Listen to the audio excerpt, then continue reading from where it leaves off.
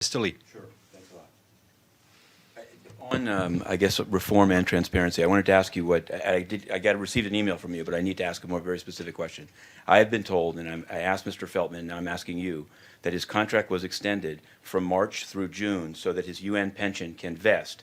And I wanted to know, just, you said something like it's early days, but just, did that occur? And was Katrin Het from his office placed in the executive office of the Secretary General, moved from P4 to P5? I'm told by people in DPA essentially to kind of keep an eye on things. But the most important thing I want to know is, and I'm asking not to be personal, but because it is public money. That's why I expected a yes or no answer. I think yes two or no things. answer. As I said, we're in a period of transition. The Secretary General is looking at his senior leadership. He's taking decisions that will ensure the continuing smooth transition that is already ongoing. That's for Mr. Feltman. I don't have the exact dates of his contract.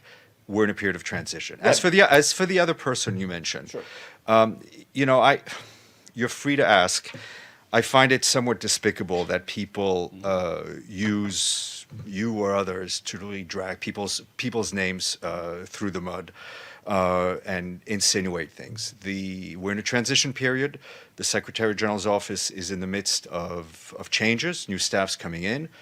All rules are being observed, and all rules and regulations are being observed, and I'll leave it at that. I guess you can use the word despicable if you want. What I wanted to know about the Mr. Feltman thing is if it, and you could easily ask, I mean, I guess he contacted you when I emailed him, but if in fact his contract was extended, and if you know that he was appointed by the previous administration, and you know that the new administration came in and said, I guess they believe they deserve a USG post. What was the thinking behind extending, and is it related? The only thing that matters Sure. is to have as smooth of a transition continue as we've But had. you understand that other organizations Go ahead. actually transition. Back to Matthew. Sure. I guess it's a follow-up on that. Then I wanted to ask more about this transition, or despicable transition. Or whatever you were referring to as despicable.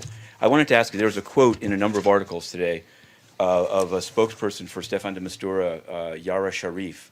And she says, there's no confirmation that the February talks are postponed, said Yara Sharif, a spokesman for de Mistura. Quote, we are going to be sure when the special envoy is back from talks next week with UN Secretary General Ban Ki-moon. And I wanted to know, did she say that Secretary General is still Ban Ki-moon, or did the various publications running the sentence I have say no it? clue. Okay. Either she made a mistake, or Right. either I'm he asking made a mistake, Right.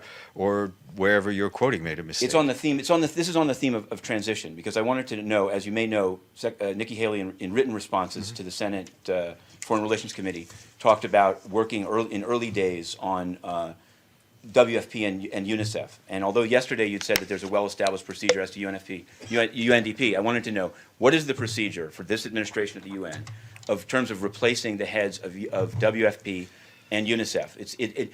Are you saying that it's open to all countries, as I guess it's stated? But it seems, my understanding, there are stated rules, and those Right. will be followed. But then why is it that some countries have controlled these posts 4 and 5 times in a row? And if so, That's not a question. It is a I'm able question. to answer. Right, it's not a question. I'm not saying it's not a question. I'm saying it's a question Have I'm you not able to answer. received letters of resignation from Etherin Cousins or Anthony Lake? Not that I'm aware of. And when you Good do, will you day. ask for 3 names or just Good day. one? Thank you.